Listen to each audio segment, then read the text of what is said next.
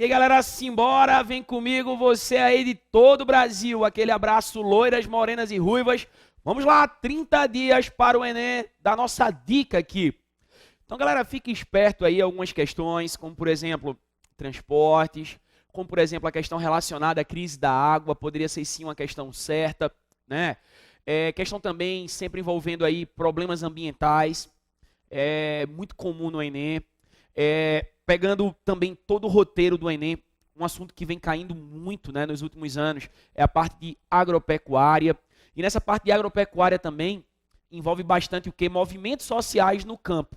Então aqui eu vou deixar duas dicas para vocês, certo? Que eu estou apostando muito fielmente que sejam o quê? Questões do Enem. Então simbora, vem comigo. Olha aqui, ó. MST, 30 anos da terra à comida. Então a matéria aí da Carta Capital, né, deste ano, o MST completando aí 30 anos de luta, certo? É o Movimento dos Trabalhadores Sem Terras. E eu queria falar um pouquinho agora sobre o MST, dessa dica para vocês. Olha para mim, por favor. O MST, galera, é hoje considerado o maior movimento social agrário do mundo. O MST não é um partido político, e sim um movimento social. O MST é um grupo que surgiu na década de 80, para ser mais exato, em 1984. Não surgiu no Nordeste, como muita gente pensa. Surgiu na região sul do Brasil, surgiu lá no Paraná, surgiu em Cascavel, certo? O MST, ele é inspirado num grupo que surgiu na década de 50, aqui na região Nordeste. E esse grupo, ele era chamado, né, de Ligas Camponesas. As Ligas Camponesas surgiram na década de 50, um grupo bastante organizado, que reivindicava reforma agrária na lei ou na marra. As ligas camponesas foram extintas com o golpe de 1964, certo? Durante esse tempo de regime militar, tivemos aí a proibição de vários movimentos sociais. Então, em 84, já no fim da ditadura, surge o MST, inspirado em quem? Nas ligas camponesas. As ligas camponesas surgiram aqui em Pernambuco, né? E serviu de inspiração para o MST. O MST é um grupo hoje, galera, que tem representação nas 5 regiões do Brasil. É um grupo também reconhecido internacionalmente.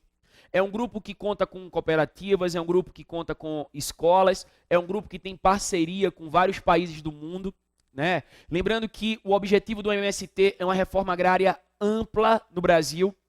O Brasil é um país que teve várias reformas, né? Reforma agrária no governo militar, Dilma, Lula, Collor, FHC e por aí vai, sendo que para muitos ainda a reforma agrária no Brasil ela é tímida, ela não é cabal, ela não foi completa, né? Reforma agrária não é apenas pegar a terra, certo, e distribuir de forma igualitária, não. Reforma agrária é muito mais do que isso.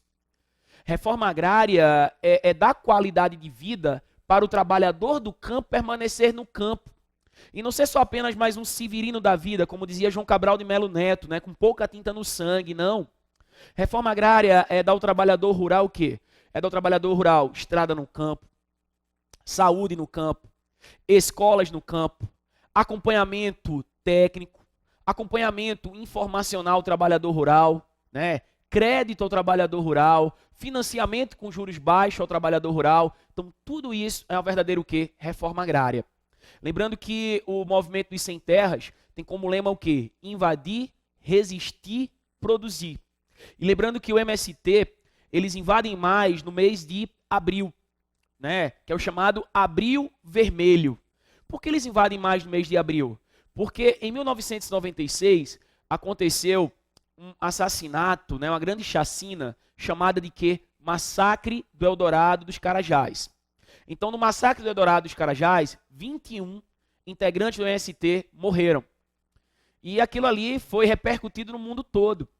E aí o MST, né, guardou o mês de abril, que também é o mês da reforma agrária, e disse o seguinte, que o mês de abril é o mês de ampliar as invasões de terras, para lembrar aqueles que morreram dando seu sangue pela terra. Lembrando que o Brasil é um país que tem uma das mais injustas concentrações de terras do mundo. Lembrando que isso não é algo do presente, não. Isso é algo também que o Brasil já vem desde o passado. O Brasil começou com a distribuição de terras de uma forma horrível, antidemocrática, através das chamadas capitanias hereditárias. Com a lei de terras de 1850, de Dom Pedro II, a concentração de terras no Brasil que aumentou e a concentração de terras no Brasil continua grande. E o refrão do Brasil continua ainda hoje, né? Pouca gente com muita terra e muita gente sem terra, certinho? Então, esse movimento é um movimento legítimo, ok? Então, o Enem poderia explorar muito bem questões agrárias envolvendo conflitos no campo, como já vem caindo nos últimos anos aí de praxe, e poderia este ano contemplar quem? O MST, devido a 30 anos de quê? 30 anos de história. Ok, galera? Beleza? Simbora, olho no slide. Algo também que marcou o ano de 2014, que eu gostaria aqui de registrar, e poderia ser sim uma questão do Enem, foi a 6ª cúpula dos BRICS, né? Que ocorreu em Fortaleza, no Ceará. Aquele abraço aí pro pessoal do Ceará, hein? Terra boa! De 14 a 16 de julho ocorreu o quê? Este evento. Então, aqui nós temos os presidentes, né, dos BRICS. BRICS é um grupo de países emergentes. BRICS, que é inicial de Brasil, Rússia, Índia, China e África do Sul, que é o membro mais recente dos BRICS, que entrou aí no ano de 2011.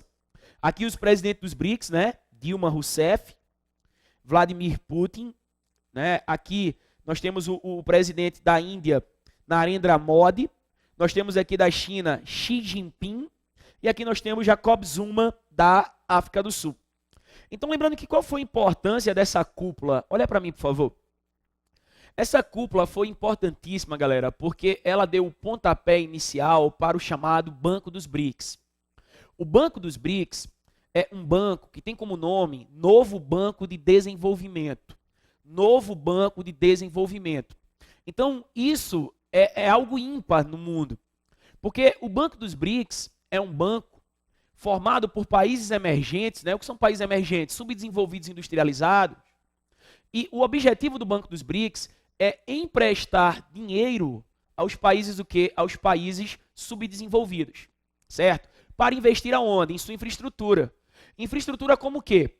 Rodovias, ferrovias, portos, aeroportos e por aí vai.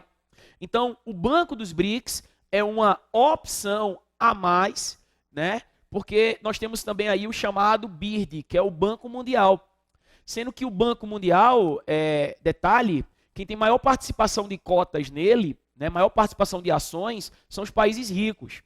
E agora o Banco dos BRICS é um banco formado por países emergentes, afirmando cada vez mais a multipolaridade no mundo, criando outro polo, né, de empréstimo financeiro agora por quem? Por países o quê? Por países subdesenvolvidos, afirmando quem? A chamada nova ordem mundial. Além do Banco dos BRICS, eu quero deixar claro também que nessa conferência foi criado um fundo financeiro. E esse fundo financeiro, ele é chamado Arranjo Contingente de Reserva.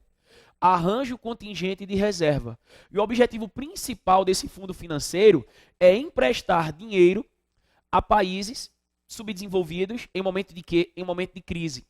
Então veja, o Banco dos BRICS, que é o novo Banco de Desenvolvimento, emprestará para investimento em sua infraestrutura. Já o Arranjo Contingente de Reserva, que é um fundo financeiro, tem o mesmo papel do FMI. O FMI, Fundo Monetário Internacional, empresta dinheiro em momentos de quê? De crise. Então, o Arranjo Contingente de Reserva também emprestará dinheiro a países em momentos de crise, certo? Mas para países o quê? Subdesenvolvidos. Então, tá aí, certo? Algo de grande orgulho para os países subdesenvolvidos do mundo, algo de grande orgulho para o Brasil, né? Sediar essa cúpula, sediar essa conferência.